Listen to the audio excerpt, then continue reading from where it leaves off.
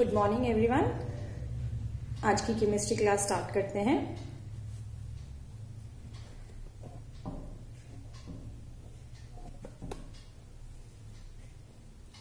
कल की अगर आपने क्लास अटेंड करी हो, कल हमने टॉपिक स्टार्ट किया था उपसहसंयोजन यौगिक। ये आपकी अरिहंत बुक में अध्याय 16 है और यूनिट 9। कल हम डिस्कस कर चुके हैं उपसहसंयोजन यौगिक, योगात्मक यौगिक, इसके दो प्रकार द्विक्लवन और उपसहसंयोजन यौगिक। अब आज हम शुरू करेंगे उपसहसंयोजन यौगिक से जुड़ी कुछ मुख्य शब्दावली। मतलब जब आप उपसहसंयोजन यौगिक पढ़ते हो या किसी भी उपसहसंयोजन यौगिक को रेफर करते हो तो आपको कुछ ऐसी टर्म्स हैं जिनको रेफर करना पड़ेगा। जैसे सबसे पहले देखिए, ये मैंने आपको एक उपसहसंयोजन यौगिक का एग्जाम्पल लिखा हुआ है यहाँ पर। This is copper. कॉपर हमारा केंद्रीय धातु है। जो भी संक्रमण धातु, आपको मैंने कल बताया था कि उपसहसंयोजन यौगिक बनाने के समय पे उसमें संक्रमण धातु का प्रयोग होता है। तो जो भी संक्रमण धातु का परमाणु या आयन इस उपसहसंयोजन यौगिक में उपस्थित रहेगा वह कहलाता है केंद्रीय धातु। तो जैसे ये जो उदाहरण मैंने लिखा हुआ है, इसके अंदर कॉपर आपका केंद्रीय धातु परमाणु है। ठीक है, तो केंद्रीय धातु परमाणु क्या हो गया? संक्रमण धातु, जो संक्रमण धातु का परमाणु जो उपसहसंयोजन यौगिक में उपस्थित रहता है और जिसके चारों ओर लिगेंड रहेंगे। अब लिगेंड क्या है? लिगेंड क्या होते हैं? आपके पास जो संक्रमण धातुएं हैं उनको इलेक्ट्रॉन प्रदान करने के लिए, इलेक्ट्रॉन देने के लिए जो भी परमाणु या परमाणुओं का समूह उपस्थित रहता है उसको हम बोलते हैं लिगेंड। ठीक है, जैसे कॉपर है, कॉपर को इलेक्ट्रॉन प्रदान करने के लिए यहां पर हमारे पास क्या उपस्थित है? वाटर, जल, H2O। तो H2O इस केस में लिगेंड हो गया। ठीक है, तो लिगेंड की परिभाषा क्या बनेगी? लिगेंड जो हमारा अगली शब्दावली का टर्म है उसकी परिभाषा क्या बन जाएगी? उपसहसंयोजन यौगिक में केंद्रीय धातु परमाणु या आयन से सीधे जुड़े हुए वह आयन या आयनों का समूह जो इलेक्ट्रॉन युग्म प्रदान करता है उन्हें लिगेंड कहते हैं। ठीक है, ये एक परमाणु हो सकता है, परमाणुओं का समूह हो सकता है, आयन भी हो सकता है। अभी आप इसका वर्गीकरण में सीखोगे कि लिगेंड क्या क्या होते हैं। तो लिगेंड बेसिकली केंद्रीय धातु के लिए इलेक्ट्रॉन युग्म दाता होता है, इलेक्ट्रॉन युग्म प्रदान करता है। ओके, अब देखिए मैंने ये स्क्वायर ब्रैकेट लिखा हुआ है। हर उपसहसंयोजन यौगिक में एक स्क्वायर ब्रैकेट आप बनाएंगे। कल आपको याद होगा हमने परिभाषा बताई थी कि उपसहसंयोजन यौगिक क्या होते थे? जो अपनी स्थिति ठोस अवस्था में तथा विलयन अवस्था में दोनों में बनाए रखते हैं। तो स्थिति बनाए रखने का मतलब वो आयनीकृत नहीं हो रहा है विलयन में जाके। अब अगर हम इसको फॉर्मूला में रिप्रेजेंट कर रहे हैं तो जितना पोर्शन मैंने स्क्वायर ब्रैकेट के अंदर लिखा हुआ है, देखिए कॉपर और जल के चार मॉलिक्यूल, ये पूरा हमारे पास बन गया है उपसहसंयोजक परिसर। ठीक है, उपसहसंयोजक परिसर। ये उदासीन भी हो सकता है, धनावेशित भी हो सकता है, ऋणावेशित भी हो सकता है। तो बेसिकली इसको हम कैसे परिभाषित करते हैं? धाता परमाणु तथा उसके साथ जुड़े निश्चित संख्या में लिगेंड, इस पूरे समूह को हम उपसहसंयोजन परिसर कहते हैं। ठीक है, फिर इसकी दूसरी पहचान क्या है कि इसको आप ऑलवेज स्क्वायर ब्रैकेट में लिखते हो, इसको हम बड़े कोष्ठक में दर्शाते हैं। ठीक है, जब भी आप उदाहरण पढ़ोगे, अभी उपसहसंयोजन के चैप्टर में आप सीखते जाओगे, जितना पोर्शन भी आपने स्क्वायर ब्रैकेट के अंदर लिखा हुआ होगा वो हमारा उपसहसंयोजन परिसर बन जाएगा। अब इसका मतलब इसका मीनिंग क्या है कि जब आप इसको विलयन में रख रहे हो, इस यौगिक को आप विलयन में डाल रहे हो, पानी में घोल रहे हो, तो इतना भाग आयनीकृत नहीं हो रहा है। मतलब कॉपर के साथ जुड़े हुए जो ये जल के मॉलिक्यूल्स हैं ये सेपरेट नहीं हो रहे हैं, ये उसके साथ अटैच्ड ही रह रहे हैं।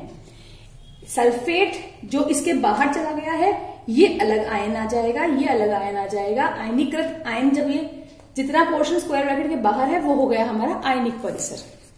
ठीक है, जो स्क्वायर ब्रैकेट के अंदर रहता है वो होता है हमारा उप सहसंयोजक परिसर। Got it? तो ये जो एक्सक्यूज मी, जो हमारा उप सहसंयोजक परिसर होगा वो उदासीन, धनात्मक, ऋणात्मक किसी प्रकार का हो सकता है। जैसे इस केस में अगर मैं सल्फेट का आयन, सल्फेट जो होता है हमारा SO4, इसके ऊपर कौन सा आवेश रहता है? -2। जब सल्फेट को यहाँ पे -2 करूं तो बैलेंस करने के लिए मुझे इसको +2 करना पड़ेगा, यानी कि मेरा इस पर्टिकुलर उप सहसंयोजक यौगिक का उप सहसंयोजक परिसर के ऊपर कौन सा आवेश है? 2 धनावेश है। क्लियर? आयनिक परिसर क्या हो गया? आयनिक परिसर स्क्वायर ब्रैकेट से बाहर का भाग है जो जल में डालने पर आयनित हो जाता है। क्लियर हुई ये तीनों टर्म्स आपको, चारों टर्म्स? केंद्रीय धातु, लिगेंड, आयनिक परिसर और उप सहसंयोजक परिसर। ठीक है, इनको आप बुक में से भी रीड करेंगे। जितना भी टॉपिक मैं किसी भी दिन पढ़ा रही हूं उसको आप सेम डे टेक्स्ट बुक में से रीड करिए, सो दैट आप अपनी प्रॉब्लम्स उससे डिस्कस कर सके, ऑफ कोर्स। अब नेक्स्ट आई टोल्ड यू कि लीगेंड जो होते हैं वो कई प्रकार के होते हैं। अब हमें अगला टॉपिक जो पढ़ना है वो है लीगेंड का वर्गीकरण। लीगेंड कितने प्रकार के हो सकते हैं? देखो, लीगेंड डेफिनेशन तो क्लियर है, परिभाषा तो आपको समझ में आ चुकी है। लीगेंड का मतलब क्या हो गया? वह जो इलेक्ट्रॉन युग्म दाता का काम करते हैं, केंद्रीय धातु को इलेक्ट्रॉन युग्म प्रदान करेंगे, वो हमारे लीगेंड होंगे। अब इनका वर्गीकरण अलग अलग तरह से किया जा सकता है। पहला वर्गीकरण हम जो करते हैं वो करते हैं आवेश के आधार पर। ठीक है, लीगेंड के ऊपर कौन सा आवेश है उसके आधार पर। इस आधार पर हमारे पास जो लीगेंड होते हैं वो 3 प्रकार के होते हैं: धनावेशित, ऋणावेशित और या फिर उदासीन। Got it? धनावेशित मतलब कौन से होंगे? जिनके ऊपर प्लस का आवेश है। ऋणावेशित माइनस का आवेश है। और उदासीन मतलब जिनके ऊपर कोई आवेश नहीं होता। इसके आप बुक में आप देखोगे एक टेबल बना हुआ दिख जाएगा आपको, वहां से आपको उनके नाम याद रखने हैं। जैसे ये जो मैंने उदाहरण लिया हुआ था, इसके अंदर H2O लिया हुआ है। H2O के ऊपर कोई भी आवेश नहीं होता, तो ये कौन से वाले कैटेगरी में आ जाएगा? उदासीन लीगेंड में। ठीक है, यहां पर अगर मैं क्लोरो देखती हूं, Cl, तो वो कौन सा होगा? Cl के ऊपर कौन सा आवेश होता है? माइनस, तो वो हमारे हो जाते हैं ऋणात्मक उसमें लीगेंड में। प्लस वाले केस में आपका NO, नाइट्रोसोलियम। ठीक है, नाइट्रोसोलियम के ऊपर प्लस का आवेश आता है तो वो हो जाते हैं आपके धनावेशित। इसके लिए आपकी बुक में पेज नंबर 492 पर देखोगे तो वहां पर एक सारणी दी हुई है। आपको धनात्मक, ऋणात्मक और उदासीन तीनों के उदाहरण याद करने हैं विद देयर नेम्स। उनके नाम भी साथ साथ आप याद करेंगे। ठीक है, ये नाम आप याद कर लीजिएगा, क्योंकि जब आप आगे IUPAC सीखेंगे उप सहसंयोजक यौगिकों की तो वहां पर आपके काम आएगी। जब आप नाम पढ़ रहे होंगे उसमें एक चीज ध्यान रखना, एक चीज नोट करना आप, कॉमन चीज, कि जो भी हमारे ऋणात्मक लीगेंड्स होंगे उन सबके आगे O लगा होगा।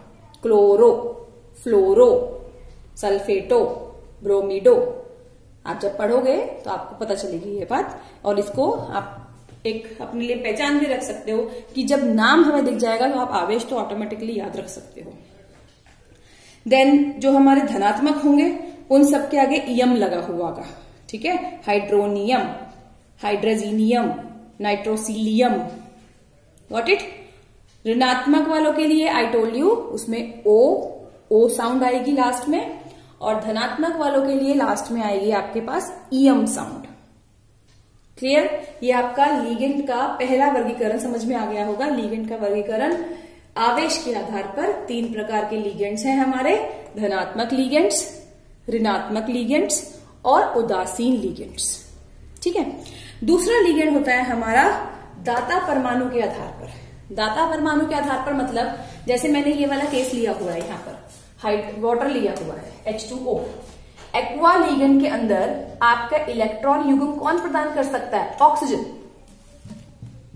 है ना। ऐसे जब मैं क्लोरिडो लूंगी तो इलेक्ट्रॉन युग्म कौन प्रदान करेगा? Chlorine atom. ठीक है, तो आपके पास अगर एक सिंगल परमाणु है लिगेंड में तब तो अंडरस्टूड है कि वही परमाणु ही इलेक्ट्रॉन युग्म प्रदान कर रहा है। लेकिन जहां पर हमारे पास मोर देन 1, किसी में भी एक से ज्यादा अगर दाता परमाणु आ जाएंगे तो उसमें चांसेस हैं कि इलेक्ट्रॉन प्रदान कौन करेगा? एक भी कर सकता है, एक से ज्यादा भी कर सकते हैं, या चांसेस हैं दोनों ही कर सकते हैं। लेकिन प्रदान एक कर रहा है। तो इन सब बातों के हिसाब से हम देखते हैं कि लीगेंड के फिर से वर्गीकरण हो जाएंगे दाता परमाणु के आधार पर। ठीक है, दाता परमाणु कितने हैं उपस्थित किसी भी लीगेंड में, उसको हम बोलते हैं दंतुता। ओके, इलेक्ट्रॉन्स जब प्रदान करने की जो क्षमता होती है किसी भी लीगेंड में, उसको हम बोलते हैं दंतुता। और जब किसी लीगेंड में एक इलेक्ट्रॉन, एक ऐसा परमाणु होगा जो इलेक्ट्रॉन प्रदान कर सकता है, इलेक्ट्रॉन युग्म प्रदान कर सकता है, तो वो होता है हमारा एक दंतुक लीगेंड। ठीक है, एक दंतुक मतलब जिसके अंदर इलेक्ट्रॉन युग्म दाता एक ही उपस्थित होगा, एक दंतुक। जहां पर हमारे पास इलेक्ट्रॉन युग्म प्रदान करने के लिए दो उपस्थित होंगे, वो हो जाएंगे हमारे द्विदंतुक।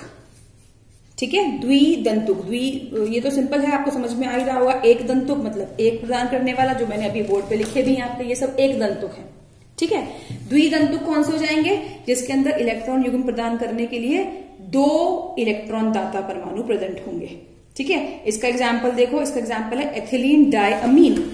एथिलीन डायअमीन, ये भी आपको सब नाम देगा, याद करते जाओ जितना जितना उतना चैप्टर में इजी रहेगा। एथिलीन डायअमीन को वैसे EN से शो करते हैं और इसका फॉर्मूला होता है CH2NH2 ठीक है, यहां पर नाइट्रोजन और ये वाला नाइट्रोजन दोनों ही हमारे इलेक्ट्रॉन युग्म दाता है। तो ये कौन सा लीगेंड हो गया, द्विदंतुक, क्योंकि इसके अंदर इलेक्ट्रॉन युग्म प्रदान करने वाले दो परमाणु उपस्थित हैं, द्विदंतुक। ठीक है, ऐसे ही जहां पर आपके पास मोर देन 2, दो से भी ज्यादा होंगे, वो हो जाएंगे हमारे बहुदंतुक। ठीक है, एक दंतुक 1 वाला, द्विदंतुक 2 वाला, बहुदंतुक 2 से ज्यादा वाला। इसका एग्जाम्पल आप लोग बुक में से देखोगे। ठीक है, एग्जाम्पल है आपके पास डाइएथिलीन ट्राइअमीन। ठीक है, ये एक त्रिदंतुक का उदाहरण मैंने बोला है। 3 वाले भी हो सकते हैं, 4 वाले भी हो सकते हैं, ये सब एग्जाम्पल्स आप बुक में से पढ़ोगे। ठीक है, तो बहुदंतुक मीन्स 2 से ज्यादा दाता परमाणु। उसके बाद एक इंपॉर्टेंट आता है हमारे इसमें उभय दंतुक लीगेंड। उभय दंतुक लीगेंड क्या है, जैसे आपका साइनाइड है, साइनाइड मैं यहां लिख के बता देती हूँ। साइनाइड का फॉर्मूला क्या होता है, सबको पता होगा, 11th में किया हुआ है आपने। साइनाइड का फॉर्मूला बोलो, ये मुझे इरेज करना पड़ेगा।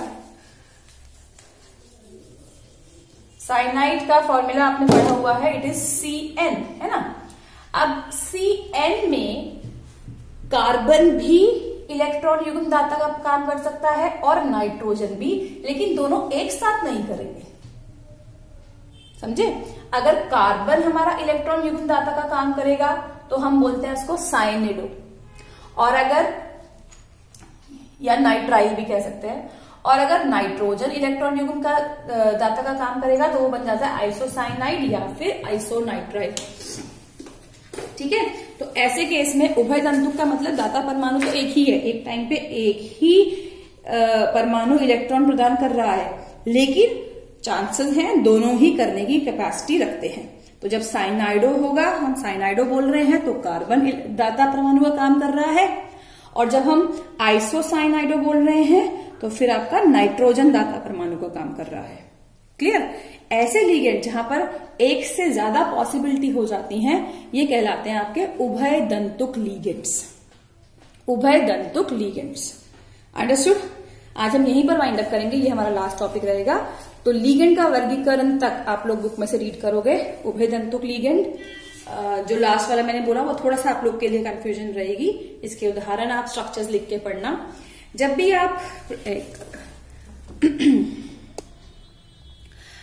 आप अपनी टेक्स्ट बुक से पढ़ाई करोगे तो उदाहरण को लिखकर प्रैक्टिस करना चिल्ड्रन। ओरल करने से उदाहरण कुछ फायदा नहीं होगा।